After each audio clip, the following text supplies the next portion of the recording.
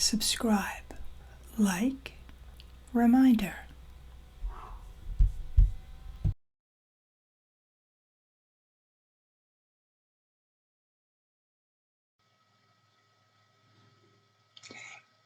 I'm starting my composition with the crow. It's in the foreground.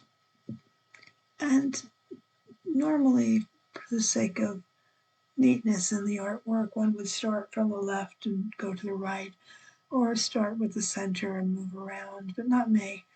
I always start, or unless I make myself otherwise, I always start on the right side. This is how I can be sure that I'm getting the main object of my composition enough space. I'm using my number 2 HB Soft Ticonderoga pencil from the Dixon Ticonderoga Pencil Company. This is the pencil I learned how to draw with and how to write with. I consider it to be among the best pencils in the world.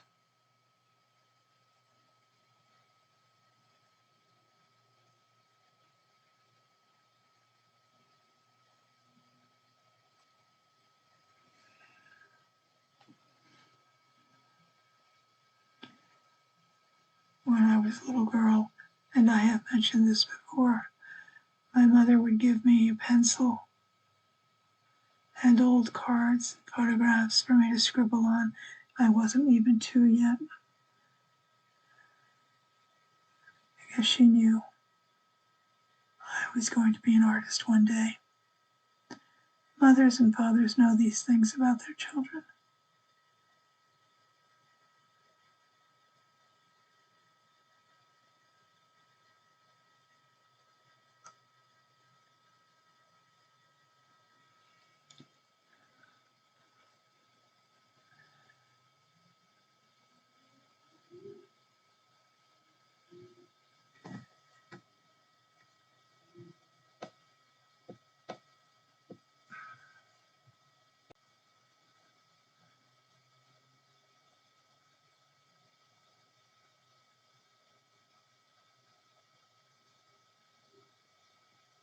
And when I draw for my watercolor, I don't do a light sketch. I do a decent composition.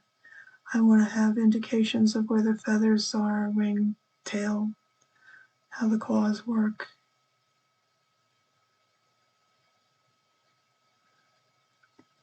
And in the case of working with pen and wash, I'm interested in having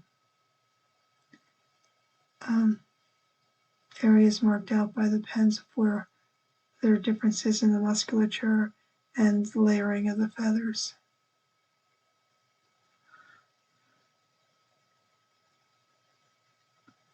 I guess it's more correct to call this a pen and watercolor wash, because ink wash is where you use the ink and work with water and to create shades of gray. And that's a true wash.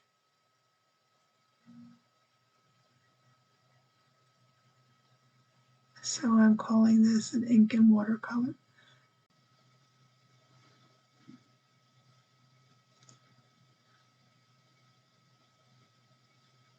Yes, the pencil on the Ticonderoga pencil is perfection. It always works. It's a pearl pencil eraser, and you can buy them separately.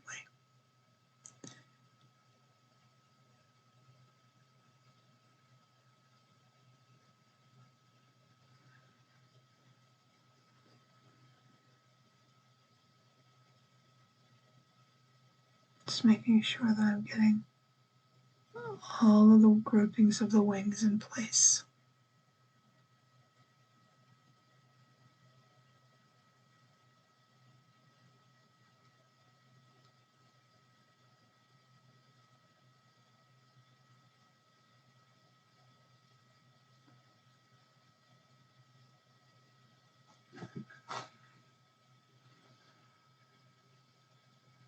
Now we're going to start on the robin.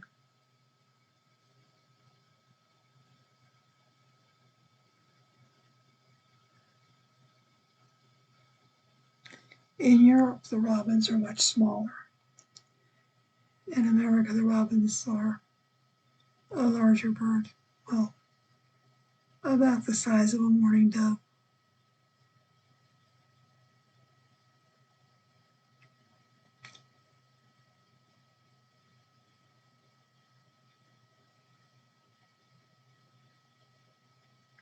I don't know why it's that way, but it is.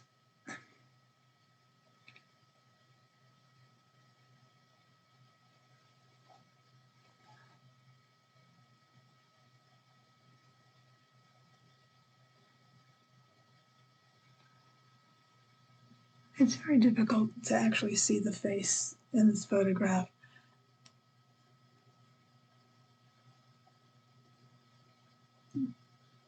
Get the beaks just right. I have a view of it on a Kindle.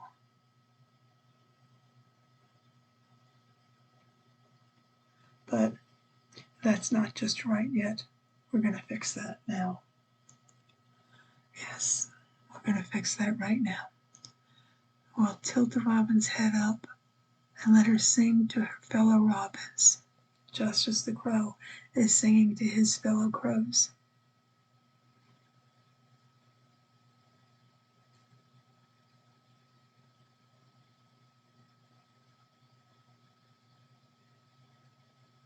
Now, I find it very relaxing to just draw, and I enjoy just drawing from what I see without scale, like grids or tracing. Sometimes I'll trace and use a grid, but that's only if I have to be absolutely certain that the size has to be absolutely perfect. I tend to draw things a little bit larger than they are in life. And maybe that's because sometimes that's how I see life.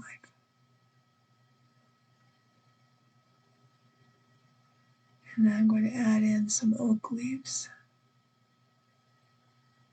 and some grass.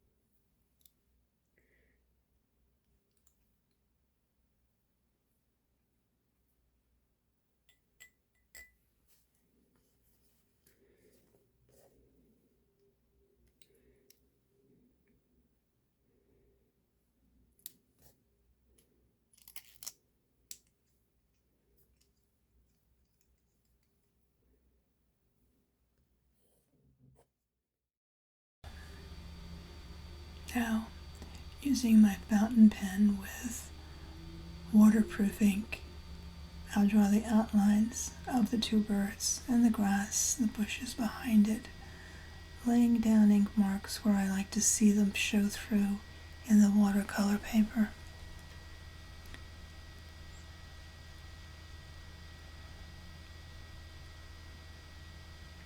this is an original composition based on the interaction of nature. I was getting out of my car at a supermarket, and there in the grass beside me emerged a crow. I moved away and brought out my camera because I wanted to picture the iridescence of the beautiful bird in the sunlight was remarkable. But he flew away, so I waited, and I hoped, and he came back. And immediately after he arrived, the robin arrived, as if they were there to share a meal. There was a human, there was a supermarket, there must be food, but alas, there wasn't. They seemed to be talking to each other, having a pleasant conversation in the beautiful morning light.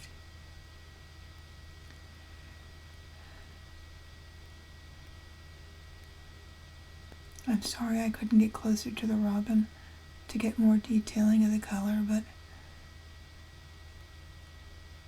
I think I did a good job in the end.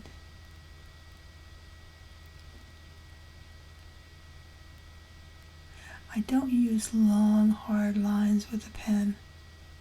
It's about a medium nib. I just use short, choppy lines. That adds to the character of the drawing. I do the same with the grass and the shrubs behind it.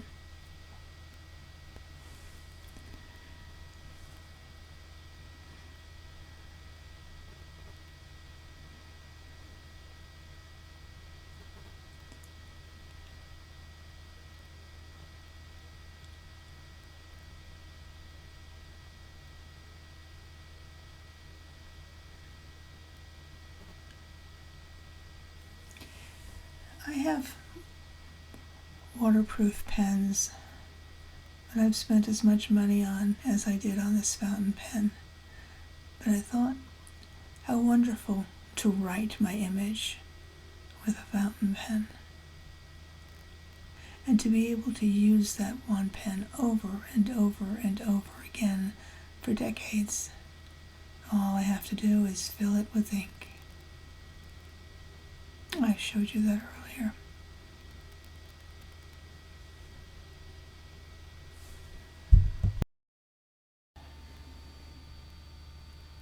I have a bird feeder behind my house. I've mentioned it before. I love to watch them come, and I can watch them for a little bit from inside the house, but if I step foot out, they fly away. Even the squirrels scamper.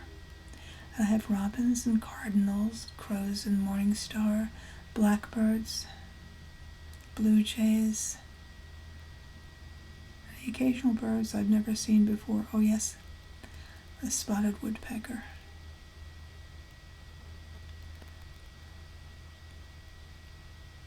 They come, they feed, they sing their songs.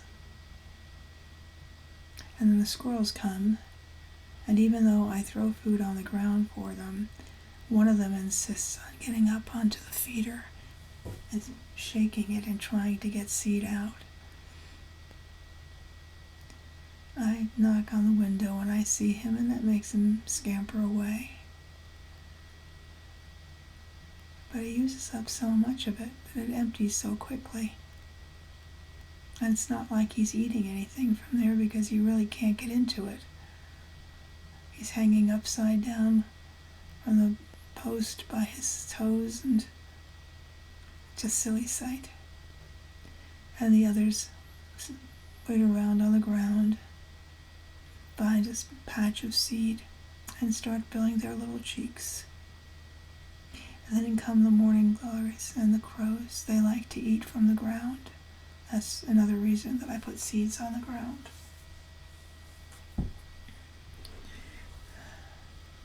And sometimes I like to imagine hiding in the bushes and in the trees are elves, gnomes, tomtas, little spirits. I like thinking about them riding on the backs of the birds to get from one location to another. Some of them can fly on their own and some of them can't. They're all so beautiful. The ones that appear at night can glow, reflect the light of the stars in their hair and their wings.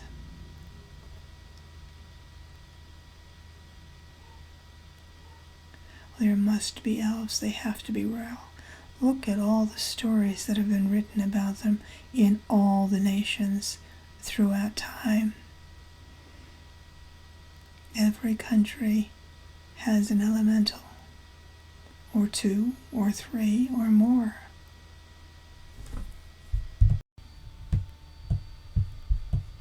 And now, it's time to add color to this world. I use aquarelle from Sennelier. It's a travel kit. I don't do plein air art. I don't enjoy it. But my workspace is very small, so I like buying a good travel kit for my art. So I'll have room for it on my workspace.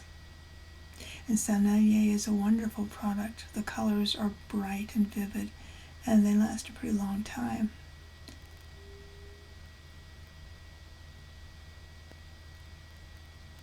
I have my water set aside. Let me get in focus for you so you can see everything that I have. There's my paint, my water. It has a little palette, but I really don't use it. I push it back out of the way. Let me show you my real palette. Here it is. I use a porcelain plate. It cleans up very easily, and I'll just put the water on top of that. And that's where I mix the colors that I wish to mix. It really doesn't take very much paint to color in this beautiful world. This is a number 6 brush. It's a watercolor brush. The difference between real watercolor brushes and regular acrylic or oil paint brushes or gouache brushes is that they hold a little bit more water, sometimes a lot more water, than the other brushes do. That's an important component.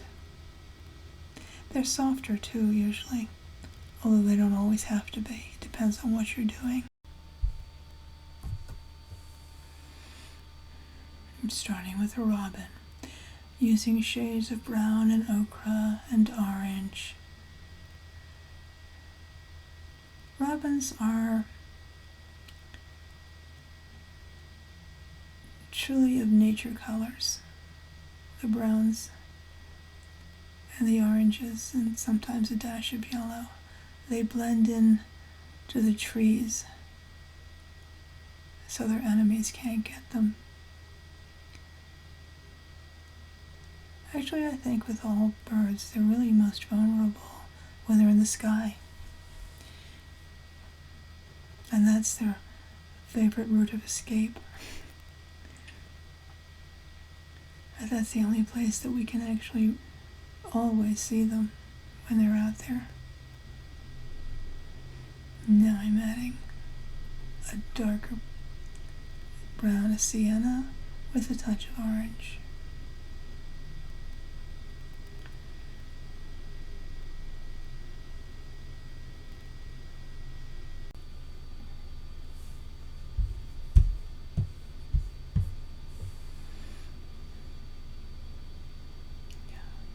Creating more shadow with the dark brown and the orange and the sienna.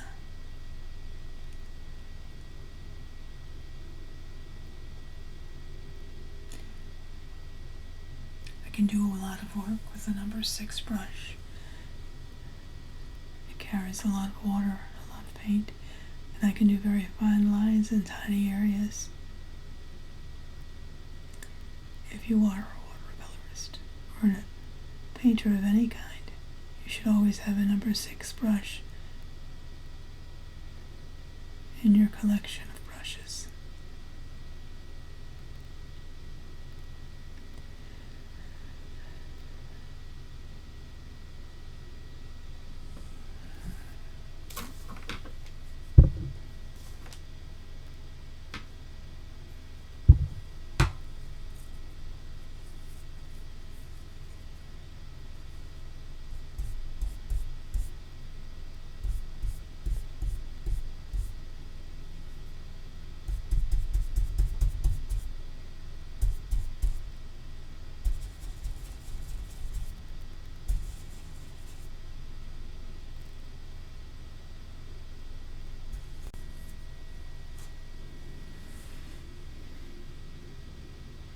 There we go.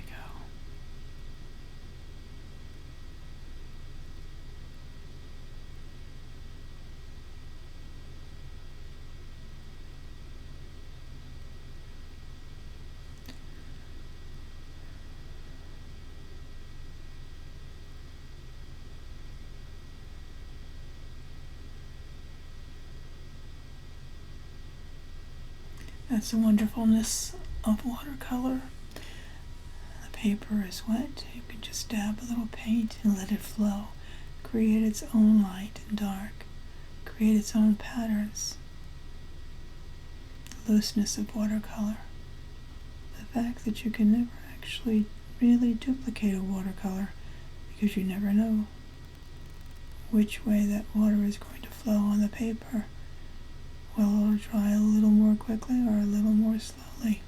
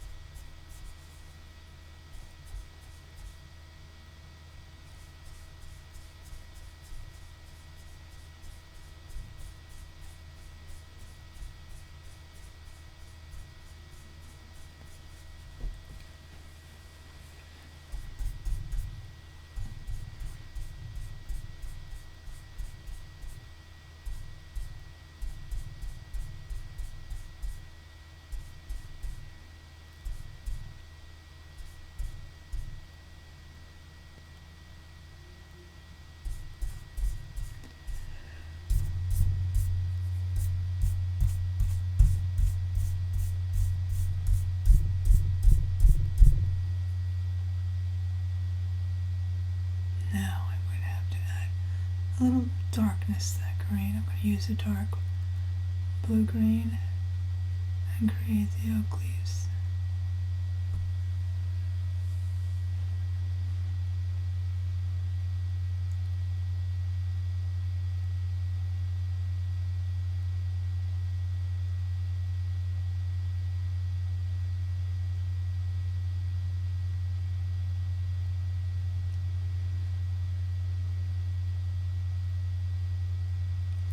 I'm taking my time so that I capture the outline of the leaf, but it really isn't as long as it seems when you're looking at it.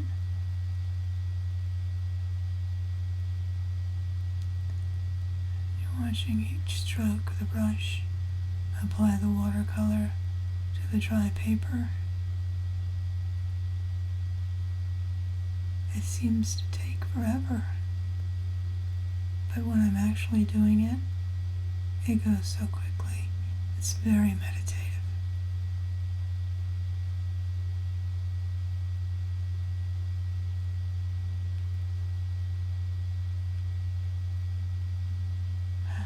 Ah, coffee.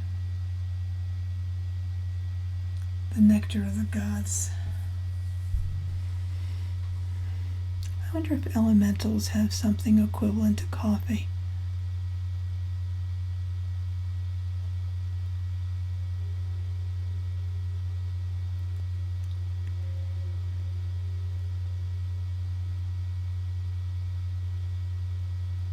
Maybe they use blueberries or blackberries, ferment them, give them a little bit more strength, let them dry, grind them up, brew them. Or maybe they don't. I don't know a lot about elementals, only what I read in books by people who have probably never met them either. But I know they've got to be out there.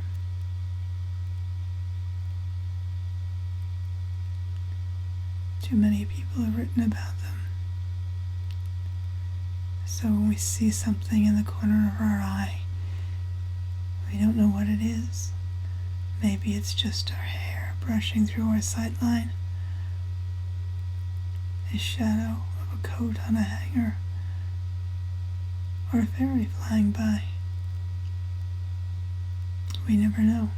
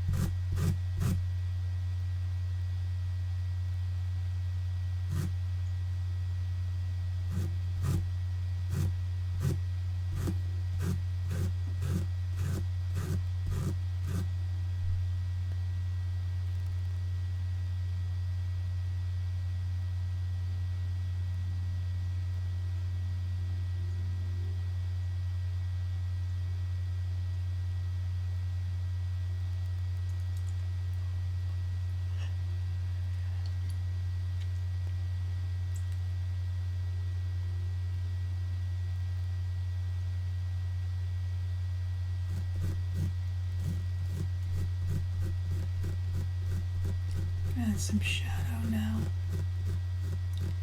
with the green and the dark green and a little of the Payne's gray.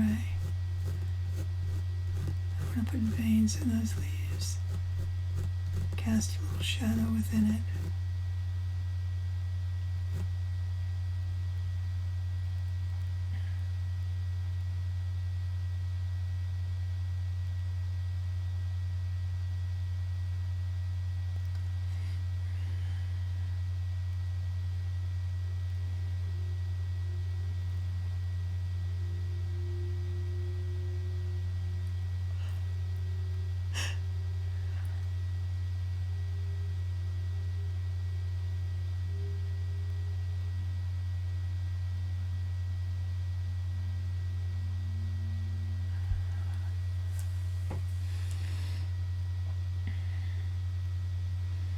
funny, just a little bit of dark will make the rest of it is so much lighter. Just a little touch of the darkness adds volume to what was once flat.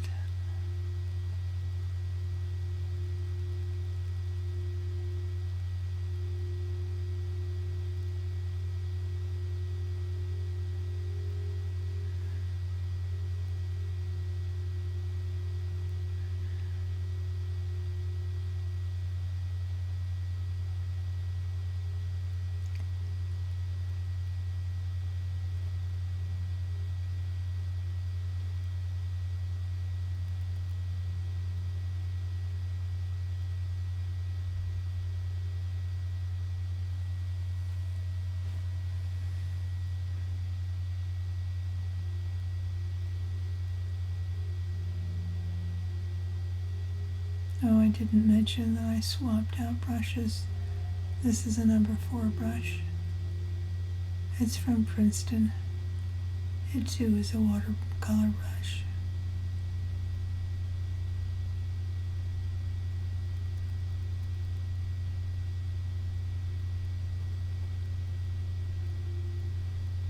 I'm using that shadow green combination that I created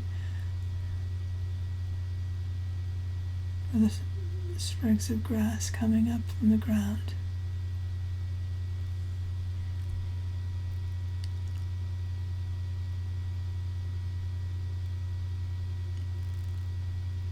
And now I can start adding more background color.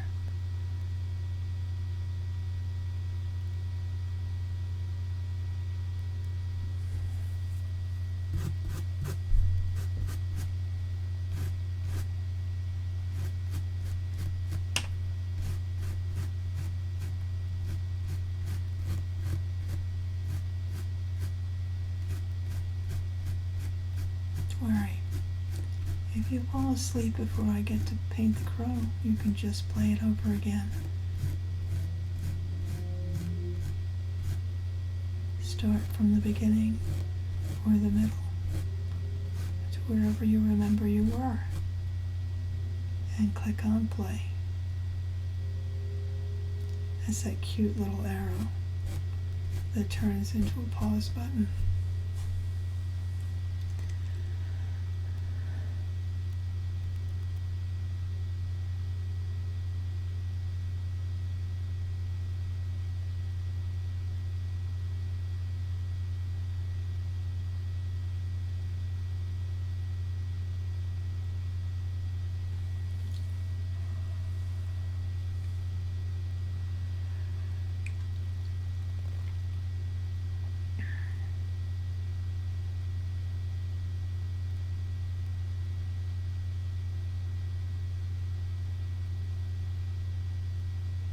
I'm just dropping blooms.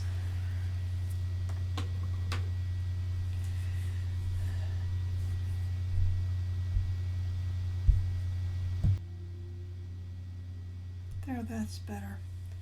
Now you have a closer view. You can see the blooms starting up. They're not as perfect as I would normally try to make them, because I plan to outline them with ink when everything is dry, and that way we'll be adding more texture to the painting.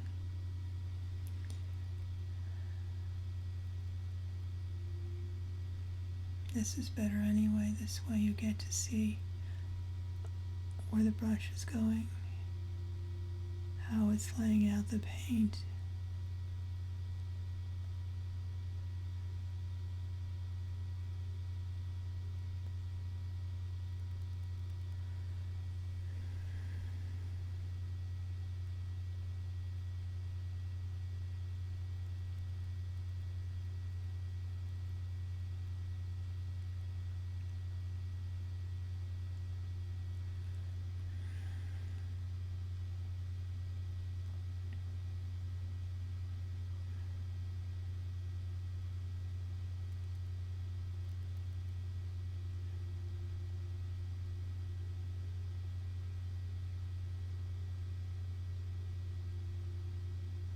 Yeah, creating a shadow under the crow.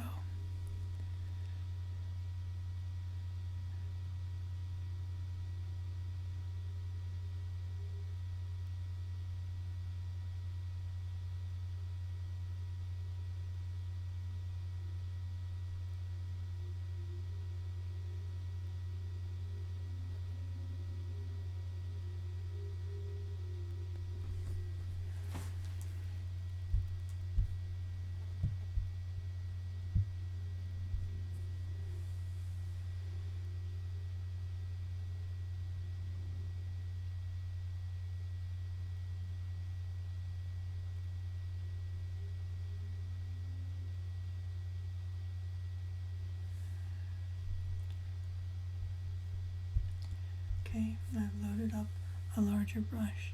It's an oval brush, also from Princeton. It holds a lot of water. And I'm going to fill in the shrubbery behind with that same green that I used on the grass.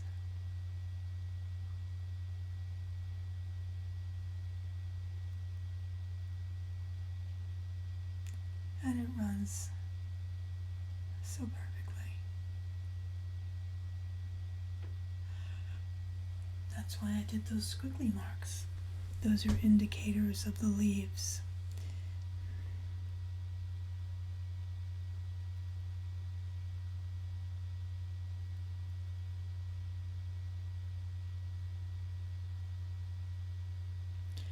It goes a lot more quickly when you use a very large brush as opposed to a small brush, doesn't it?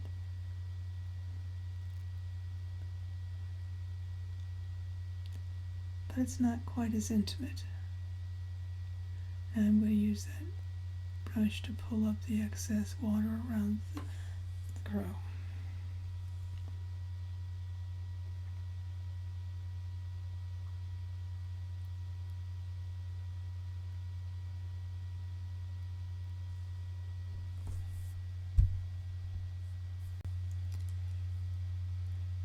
And now, the darker green.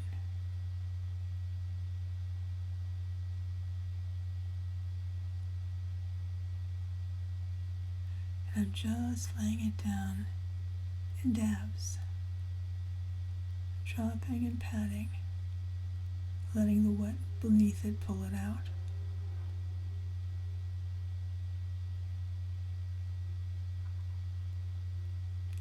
And letting the water pull with the paint to create texture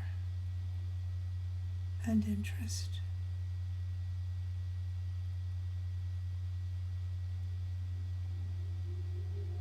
That's what we say, interest, when we want it not to be boring. So we try to do things to make you more interested in the work. Sometimes it's a change in color. Sometimes it's adding darkness. Sometimes it's a strange angle in something that's otherwise organic.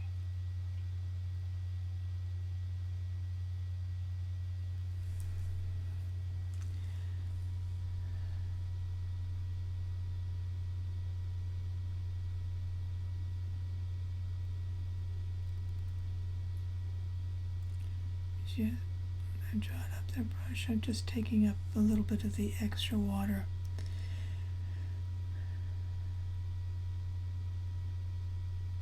And again, I'm adding blooms.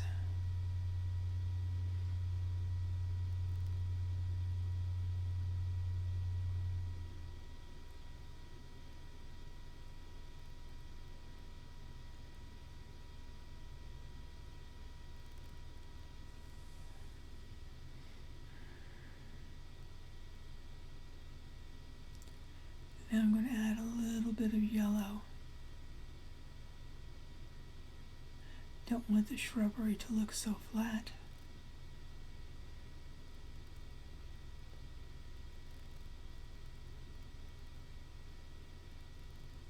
That yellow just jumps out away from the black, doesn't it? Away from the darker shade of green.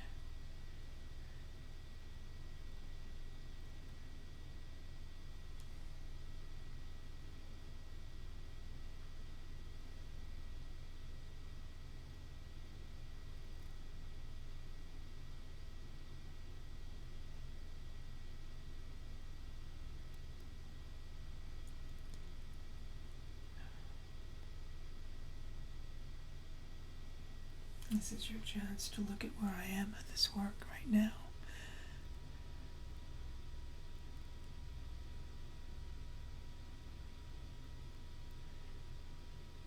Try to keep the excess waters away from the crow.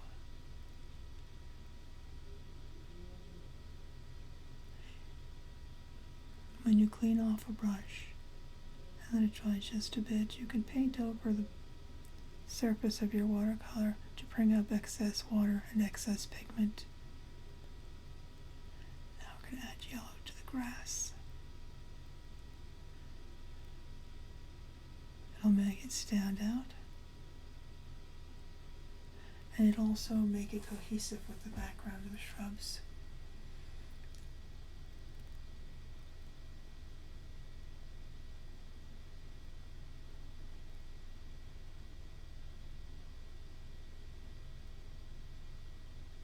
It also makes the robin look a little bit happier. Did you see that?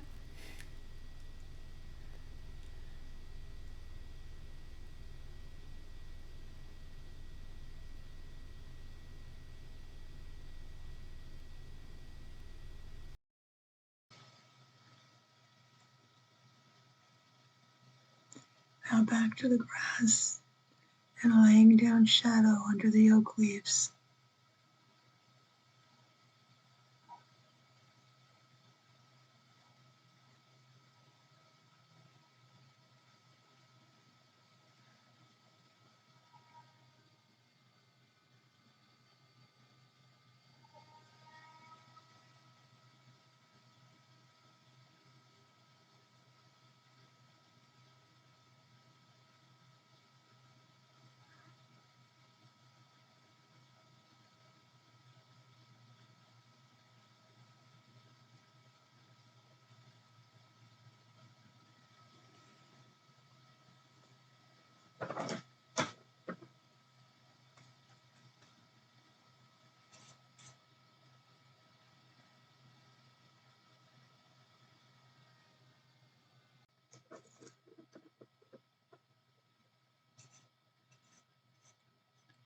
I've got a nice mixture of Payne's gray and purple and blue to make this black.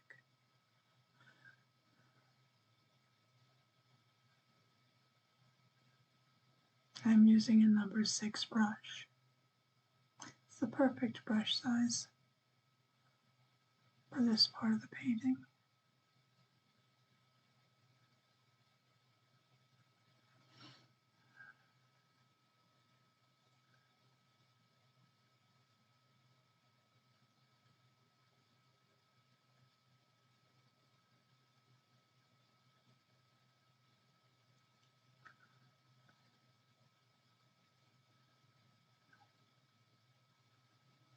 All the groupings of feathers are separated by the black ink lines.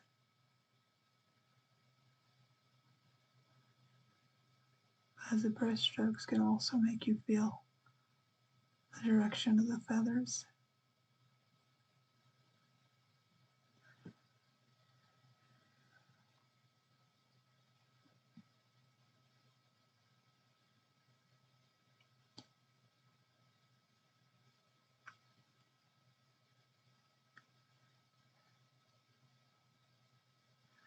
Looking at the perspective, the robin appears to be so much smaller, but while it is smaller than the crow, it really isn't that much smaller. But now that I've added this black to the crow, he comes forward on the page. He's a lot closer to us than the robin is.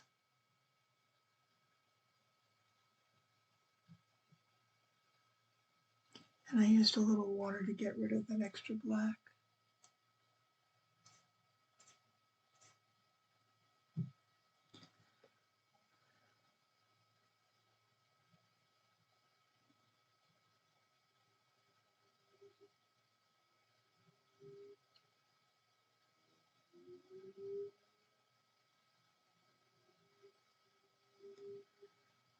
I'm using the Payne's gray here. Just building up, letting the paint drops fill into the water, creating their own patterns.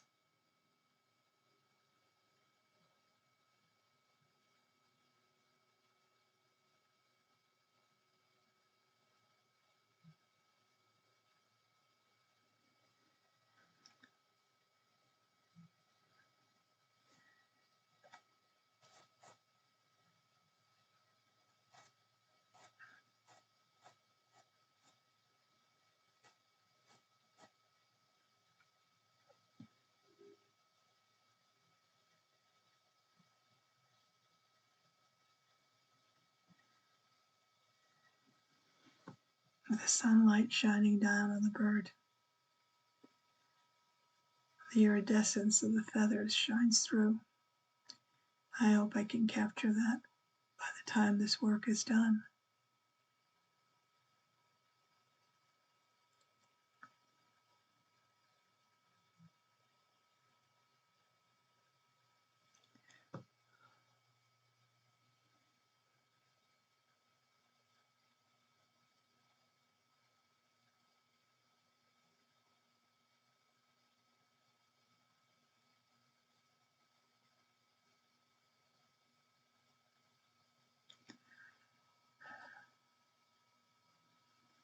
I'm just drawing that gray from the black on the other edge of the head, letting it bleed down.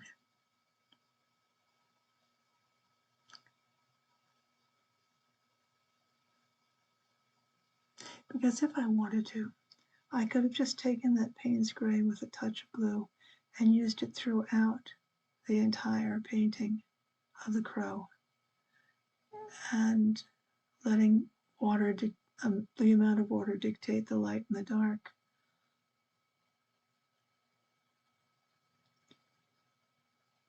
But I want to let the colors show through the way they are here. This is a Prussian blue, I think.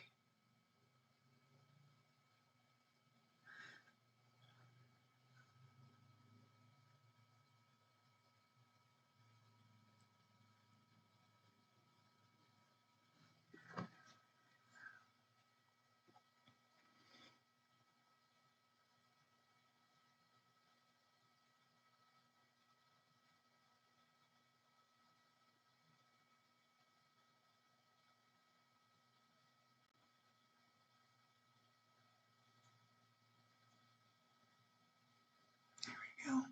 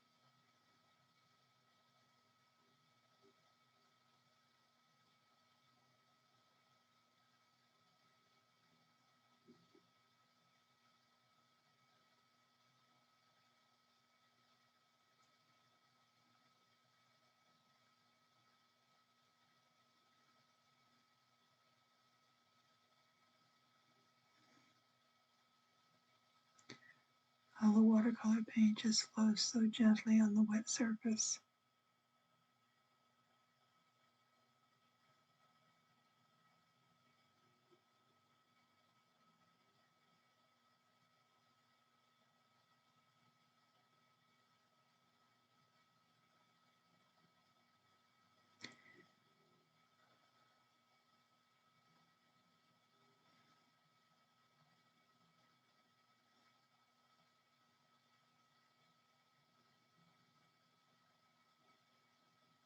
Do you have crows where you live?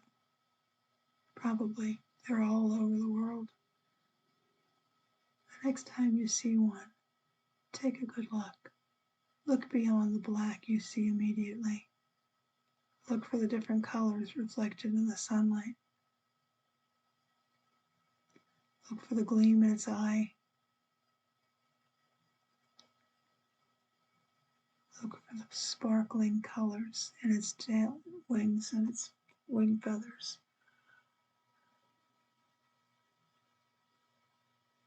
It's so beautiful. So very beautiful.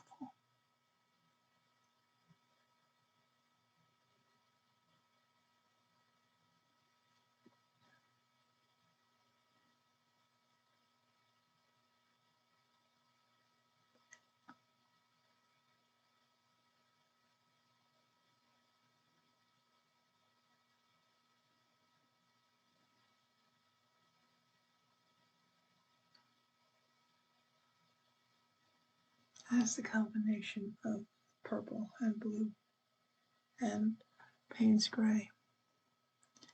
And now we're going to darken the area around the tail feathers. You have to be very quiet. We don't want to scare the bird away.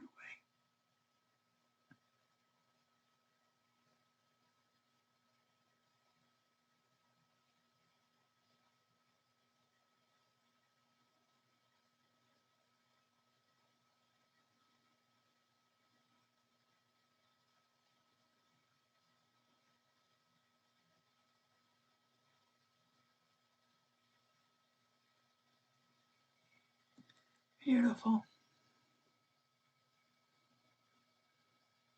I'm always so pleased when my brush strokes fall just right. It feels as though somebody else is responsible.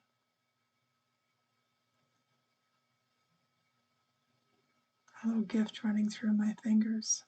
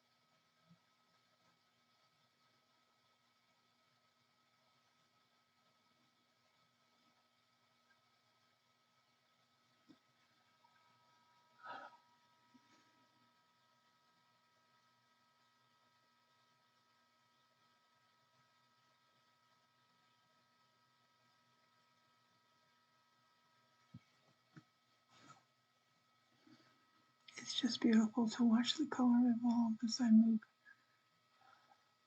paint and water together.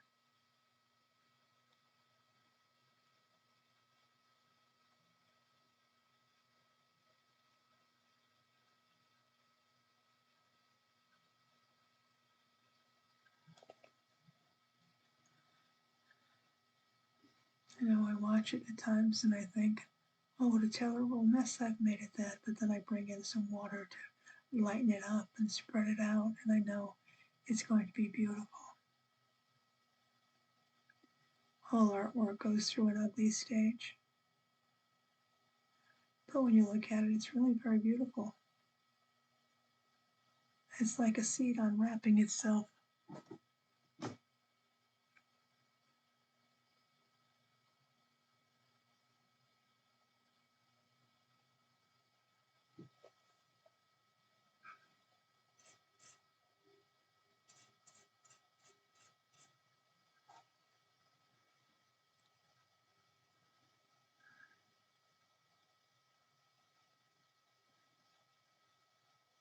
Well, if I knew what I was doing, this painting would probably be done by now. But with every artwork that I start, I have no idea what I'm doing. I have some vision in my head of what I want it to be, and that's where I'm headed.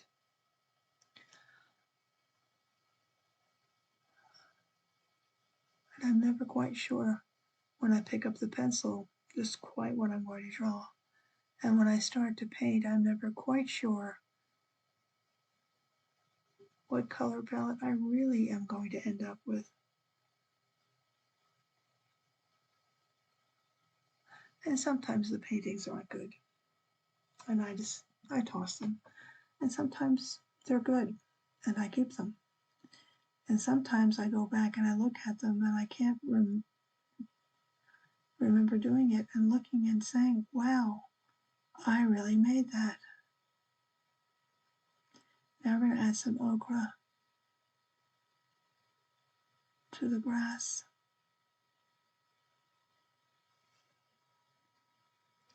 Blend it out a little bit so we've got some dirt showing through.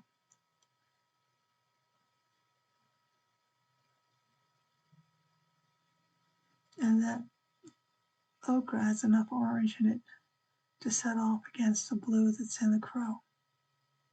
It makes the crow pop from the page a little bit.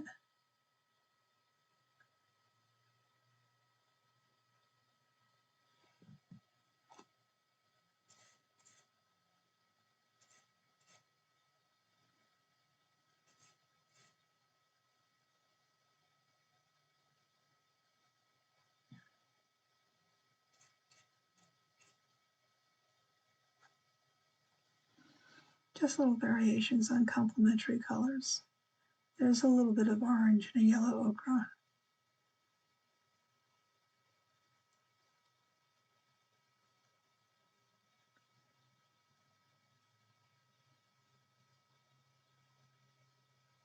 Color theory can be very complicated.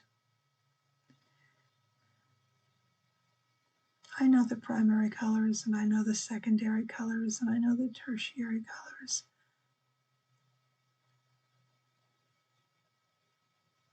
But I've never really mastered color theory. I like to keep my palette limited, and I like to remember which primary color bounces off which primary color and which secondary color. And that enables me to realize which color I should use in opposition.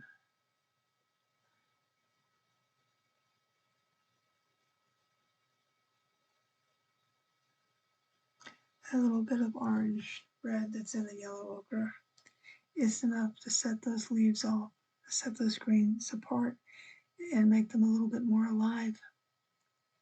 Now, red and green are the real opposites, but I'm just working warm and cool.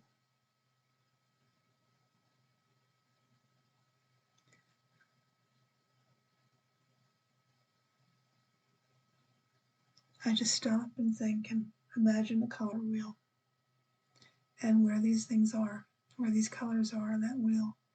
And that's how I decide to pull the color out. Sometimes it works, sometimes it doesn't.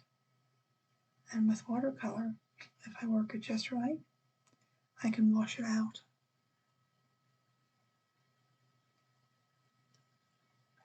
With acrylics and oils and wash, I can just paint over it.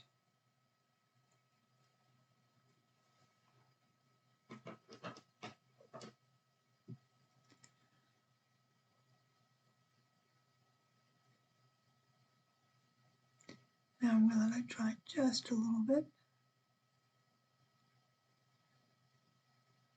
and try to see what else I want to touch up. I want the head to be darker.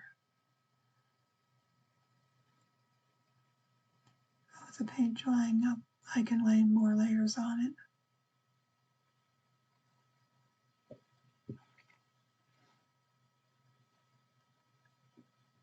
Just as it's important for pastel papers to have tooth, it's important for watercolor paper to have absorbency.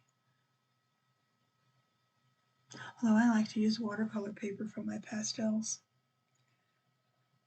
because they do have tooth.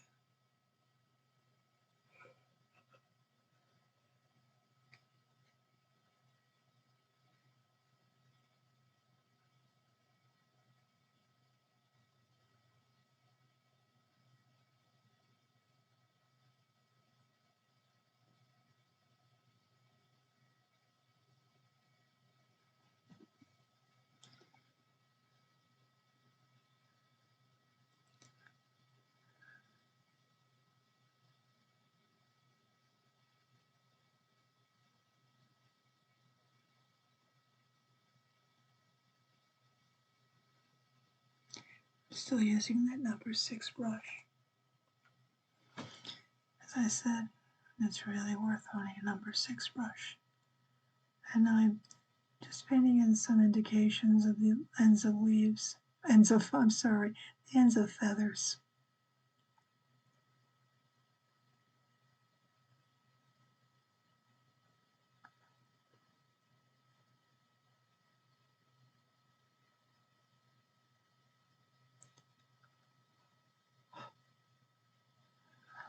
Just lay down a little bit of that Payne's gray. And then I'll come back with a little touch of water and bring it down to create this shadow.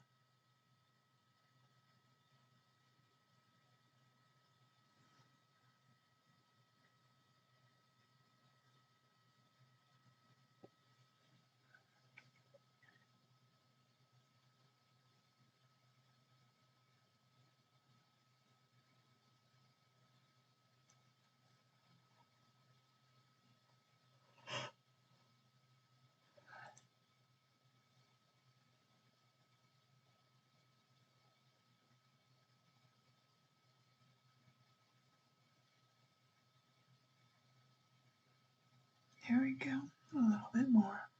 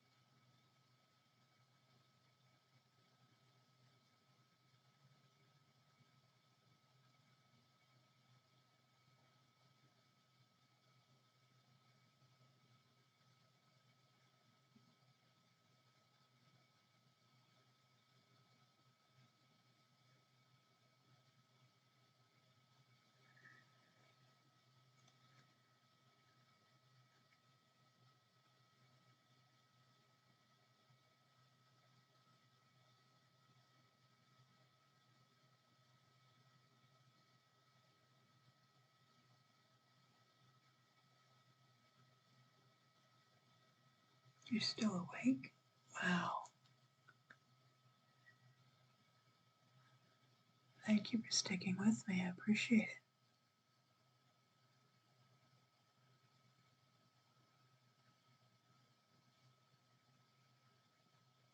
Just blacken that eye, and I'll touch it up with a highlight in a bit.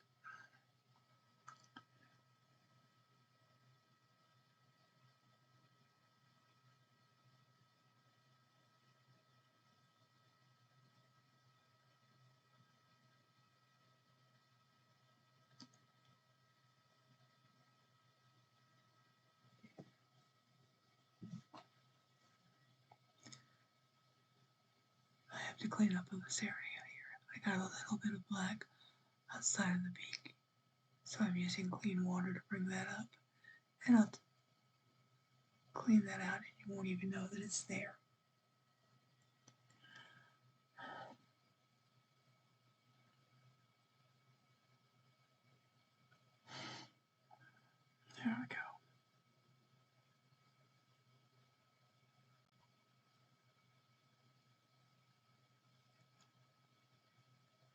What do you think? I'm thinking I need to touch it up with a little bit of highlight. I need to try it a little bit more though.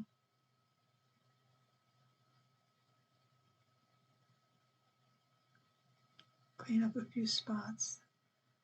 But you know, the background needs some sky. So I'm going to take a blue, water it down. First I'm going to add water around the robin, because the robin needs a little something to bring her forward. She's just sort of laying there. But there's enough orange in her brown that it'll pop against the blue.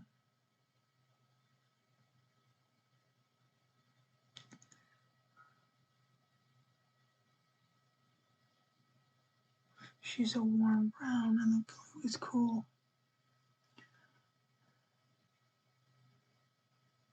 I'm using a large brush that I used earlier for the shrubs. And I'm just dabbing it on. It doesn't have to be smooth.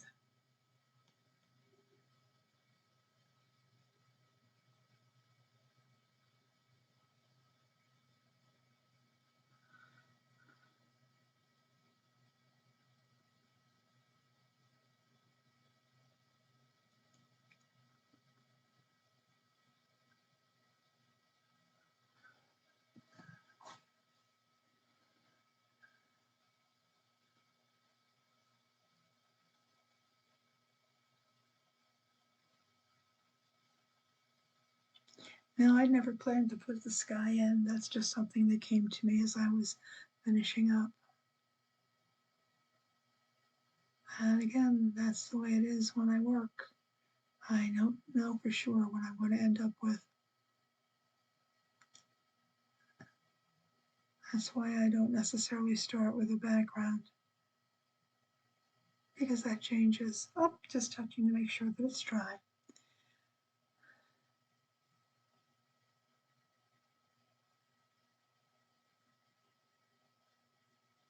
Using a paper towel. Just pick up some extra paint. There we go.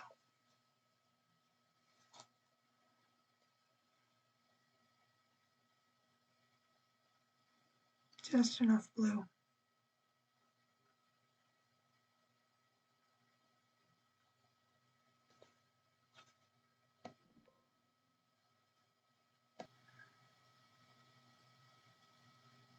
Now I think it's time to add a touch of white acrylic paint.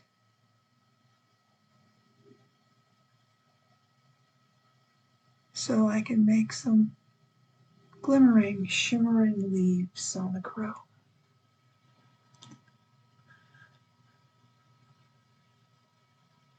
This is from Liquitex.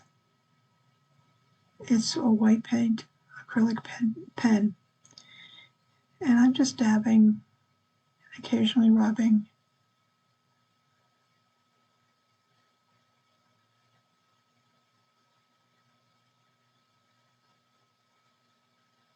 A little drama at the studio.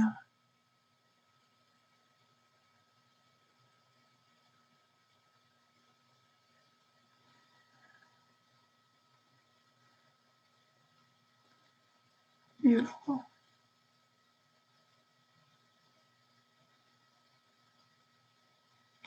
I can also use a white acrylic, a white gouache with and a thin paintbrush to do this.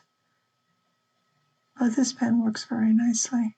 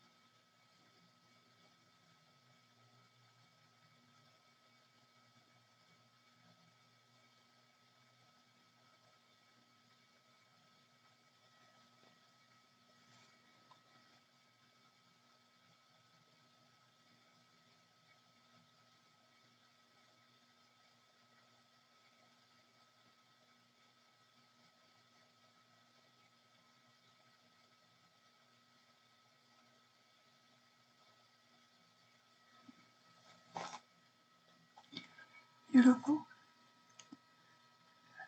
I'm just seeing more and more places that I can add that white acrylic.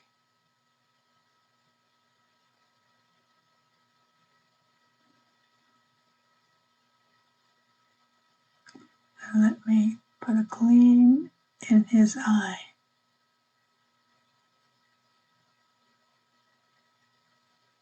And a gleam in the robin's eye.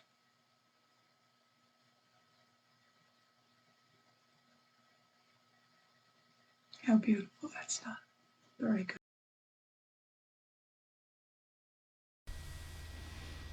And now I've finished my painting. It's time for me to sign. And here's my fountain pen. Signing and dating this beautiful watercolor ink wash. Or is it an ink wash or is it an ink watercolor wash? Terminology can really be frustrating, can't it? Thank you so much for watching with me. I enjoyed having you with me, and I hope you've gotten a good rest or you're ready to tuck in for the night. Sweet dreams.